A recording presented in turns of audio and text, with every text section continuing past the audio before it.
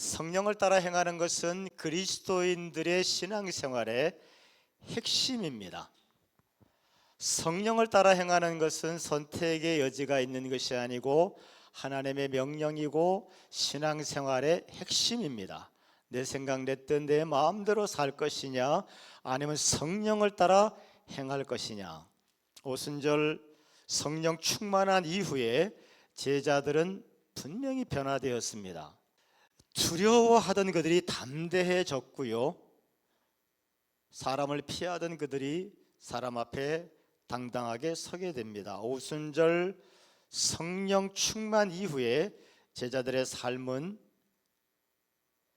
능력 있는 삶이 되었습니다. 담대하게 복음을 전하기 시작했고 축복과 승리의 삶을 살기 시작한 것처럼 우리들도 성령을 따라 행함으로 담대하게 복음을 전하고 하나님의 축복과 하나님의 도우심과 하나님의 승리와 하나님의 기적을 체험하시는 한 해가 되시기를 축원하겠습니다.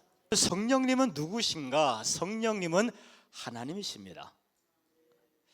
그러면 성부 하나님도 하나님이시고 성자 예수님도 하나님이시고 성령님도 하나님이시고 하나님은 세 분이십니까? 아니에요. 하나님은 한 분이십니다. 하나님은 영이시기 때문에 인간들과 다른 존재 방식을 가지고 있습니다. 신학자들이 하나님은 어떤 모습으로 존재하실까에 대해서 연구를 했는데 결론은 하나님은 삼위로 일체하시는 하나님으로 존재하신다. 풀어서 얘기하면 하나님은 한 분이시라는 거예요. 하나님은 하나의 본질을 가지고 계신데 세 인격으로 존재하신다, 그렇게 설명을 하고 있습니다. 다시 말해서 하나님은 본질적으로 성부, 성자, 성령 동일한 하나님이신데 그분들의 사역이 하시는 일이 좀 구별이 된다는 겁니다.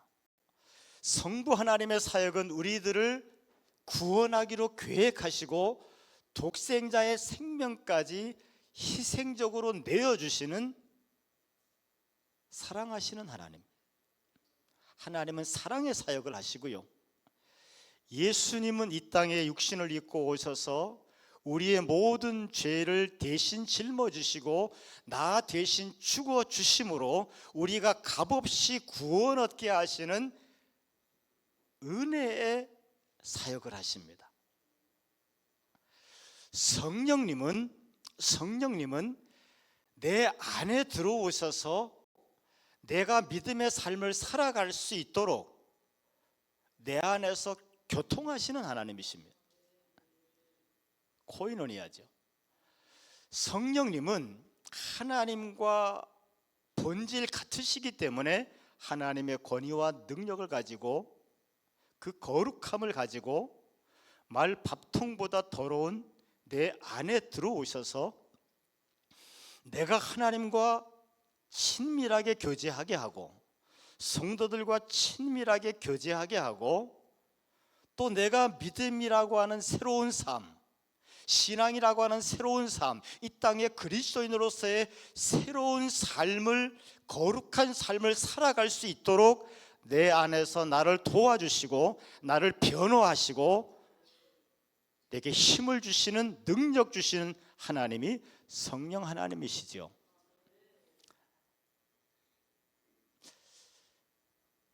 성령님은 어떤 분이시라고요? 하나님이십니다. 하나님은 어떻게 존재하신다고요? 본질 같으신데 하시는 사역에서의 구별이 있고 세 인격체로, 세 위격으로 존재하신다. 이것이 인간의 존재 방식과 하나님의 존재 방식의 다른 점입니다.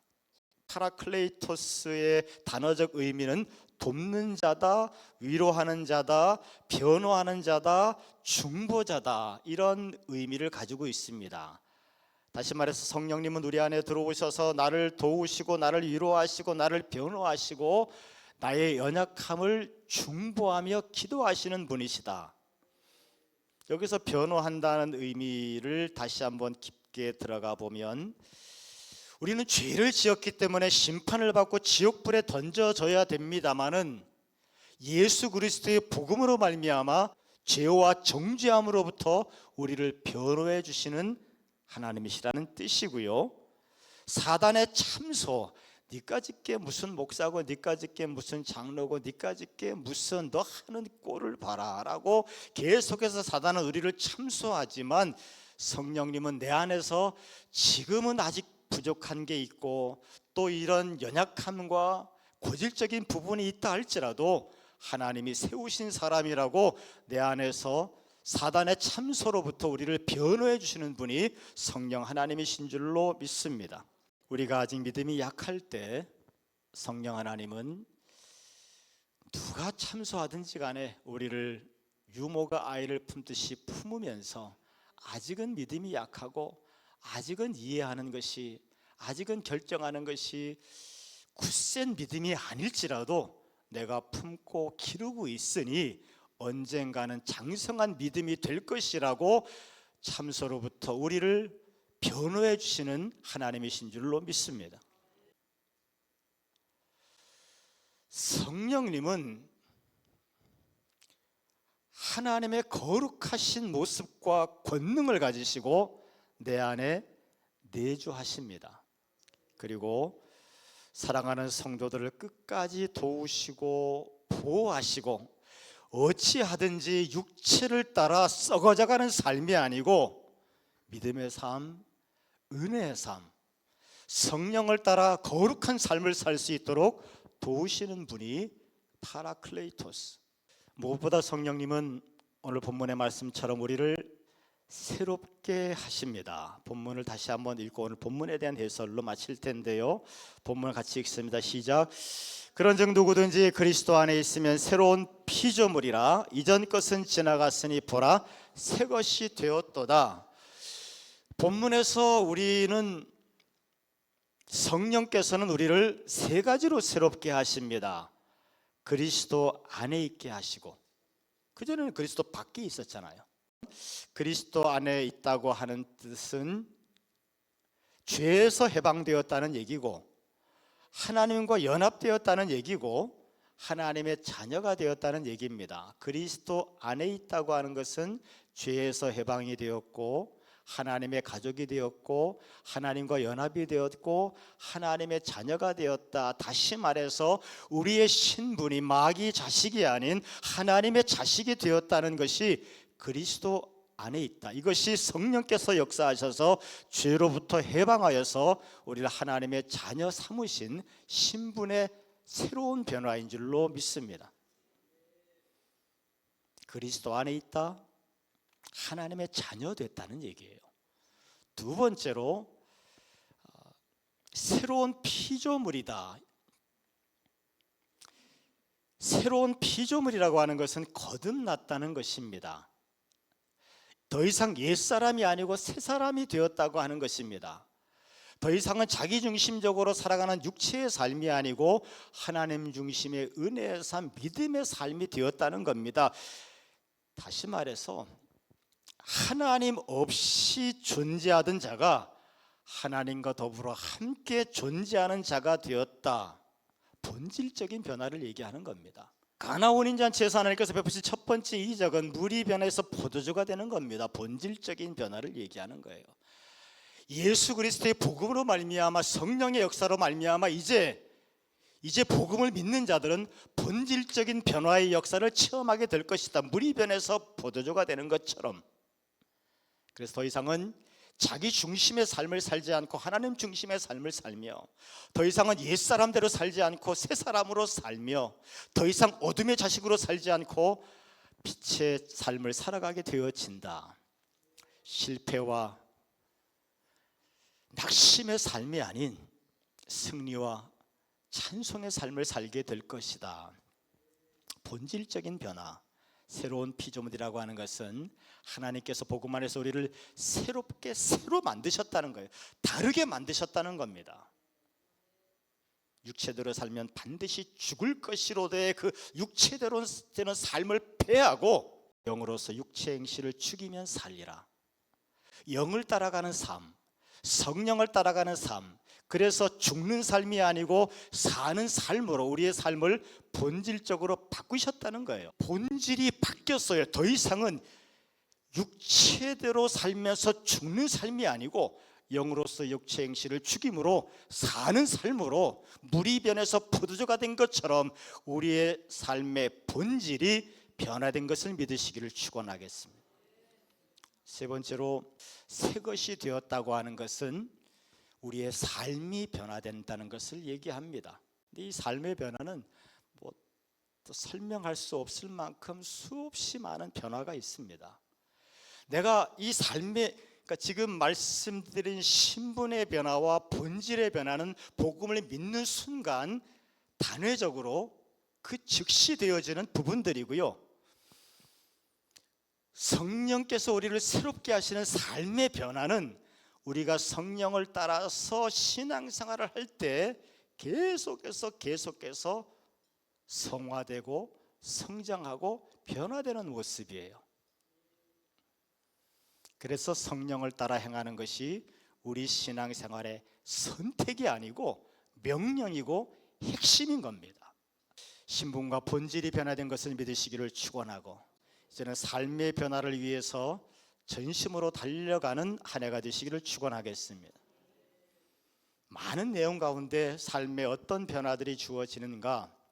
일단은 삶의 목적이 바뀌죠. 얼마 전에 방송을 보니까 호스피스 병동에서 마지막 고백을 하시는 여러 가지 부분들이 있는데 삶을 통틀어서 후회되는 부분, 그러지 말았으면 좋았을 걸, 세 가지가 공통적으로 중첩이 되더랍니다.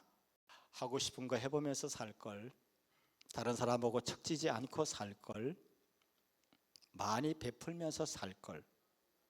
그렇다면 우린 신앙생활 해야 돼요. 그렇다면 우리를 예수를 믿어야 됩니다. 그렇다면 우리는 믿음 생활을 해야 됩니다. 내 영의 소원을 쫓아서 살아가는 사람들은 마지막에 이런 후회가 없을 줄로 믿습니다. 영의 소원을 따라 행하시기를 축원하고 용서하며 사시기를 축원하고 베풀면서 사시기를 축원합니다. 이것이 믿음의 삶이고 이것이 우리가 예수 믿는 이유입니다. 육체로 살지 마시고 믿음으로 사시기를 축원하고 예수 믿고 사시기를 주님의 이름으로 축원하겠습니다. 성령을 따라 경험하고 체험하고 좀 더 강건해지는 신앙이 되시기를 주님의 이름으로 축원하겠습니다. 성령을 따라 어떤 새로운 삶의 변화가 있는가? 마음의 변화가 있습니다. 제자들이 두려워 떨던 자들이지만 성령 충만 후에 담대함으로 변화된 것을 볼 수 있습니다. 우리도 두렵고 힘들고 낙심되는 그런 상황일지라도 하나님 앞에 간절히 기도하고 정말 충만하게 되어지면 그 두려움이 사라지는 것들을 체험합니다. 성령을 따라서 두려움이 사라지고 담대해지시기를 축원하고 낙심과 염려가 사라지고 소망이 넘치는 삶이 되시기를 축원하겠습니다. 정말 신앙이 좋은 사람들은 성령의 열매가 맺혀져야 돼요. 예수님 오래 믿었다, 별별 신앙의 실적, 신앙의 경력 저한테 다 얘기해도 그 마음속에 사랑과 온유와 자비와 양성과 충성과 절제, 이런 성령의 열매들이 맺혀져 있지 않으면 저는 그 사람 신앙 헛했다고 봐요. 성령을 따라 새로워졌다고 하는 것은 우리의 성품이 변화됩니다. 가데스 바냐에서 12명의 정탐꾼 사건을 아시지 않습니까? 10명이 와서 불평했습니다. 그 불평이 온 공동체에 감염이 되어지고 이스라엘 백성들이 밤새 통곡을 하면서 하나님 앞에 불평하면서 원망합니다. 그랬더니 하나님께서 뭐라고 말씀하십니까? 모세야, 이 백성들이 나를 멸시하는구나. 하나님의 사람들이 불평을 하고 원망을 하면 그것은 하나님께서는 하나님을 멸시한다고 느끼시는 거예요. 엄청난 권위와 능력을 가지고 또 내 삶의 목표와 계획을 가지시고 내 삶의 모든 것을 도우시며 나와 함께 하시는데 그 하나님 들으시라고 뭐 조금만 일만 닥치면 원망하고 불평하고 하나님을 멸시한다고 느끼시는 거예요. 그래서 성령의 사람들은 감사하고 찬양하는 자로 변화될 줄로 믿습니다. 성령을 받으면 사람과의 관계가 변화되어집니다. 초대교회 또 유대인들 보게 되면 이방인들하고 밥도 먹지 않고 접촉도 하지 않습니다. 왜? 이방인들이 먹는 음식이 부정하다는 거예요. 이방인들의 삶의 태도들이 부정하다는 겁니다. 다시 말해서 너희들은 더러운 인간들이니까 접촉하지 않겠다. 근데 베드로도 그런 생각을 가지고 있었어요. 그럼 베드로에게 하나님께서 환상을 보여주시고 이방인, 네가 더럽다고 생각하는 이방인 고넬료의 집에 가서 복음을 증거해라. 베드로는 가고 싶지 않았어요. 자기의 생각으로, 자기가 가진 편견으로는 가고 싶지 않았습니다. 하지만 성령의 역사 가운데 가서 복음을 전했고 같이 식사했고 같이 교제했습니다. 성령의 역사 가운데 베드로는 사람과의 관계에서 편견이 없어지고 관계에서 변화된 줄로 믿습니다. 성령의 역사는 용서의 능력이 나타나죠. 너희 원수를 사랑하며 너희를 박해하는 자를 위하여 기도하라. 예수님께서 마태복음에 친히 하신 말씀입니다. 육체로 안 됩니다. 하지만 성령의 사람들은 성령을 따라 기도하다 보면은 원수도 사랑하게 되고, 나를 박해했어요. 박해가 좀 아프게 하는 겁니까? 좀 힘들게 하는 거예요. 너희를 박해하는 자를 위해서 축복하면서 기도하라. 성령의 사람들은 이 말씀이 순종되어지게 될 줄로 믿습니다. 성령께서 우리를 새롭게 하시면 복음을 증거하기 시작합니다. 오직 성령이 너희에게 임하시면 너희가 권능을 받고 온 유대와 사마리아와 땅끝까지 이르러 내 증인이 되리라. 이전에는 힘들고 불편했던 일인데 성령께서 내 삶을 변화시키면 복음을 전하는 것이 우리 마음속에 소망이 되어지고 능력으로 나타나게 될 줄로 믿습니다. 오늘 말씀을 정리하면요, 성령께서는 우리를 새롭게 합니다. 성령께서는 내 안에 들어오셨습니다. 그분은 거룩한 분이고 권능을 가지신 분이고 나를 사랑하시고 끝까지 보호하시고 도우시고 인도하시고 중보하시고 변호하시는 분이십니다. 그분은 내가 십자가의 길을 걸어갈 수 있도록, 그리스도인으로서의 삶을 살아갈 수 있도록 육체에 썩어져가는 삶이 아니고 영을 따라서 새로운 삶을 살아갈 수 있도록 내 안에서 이 시간도 돕고 계십니다. 성령께서는 우리의 신분을 변화시키시고 우리의 본질을 변화시키시고 우리의 삶을 변화시키십니다. 올 한 해 마음을 굳게 드시고 성령을 따라 행함으로 말미암아 말할 수 없는 새롭게 하시는 성령의 역사들을 체험하시고 그 능력과 기적을 체험하시고 그 기쁨을 공유하는 저와 여러분들 되시기를 주님의 이름으로 축원하겠습니다.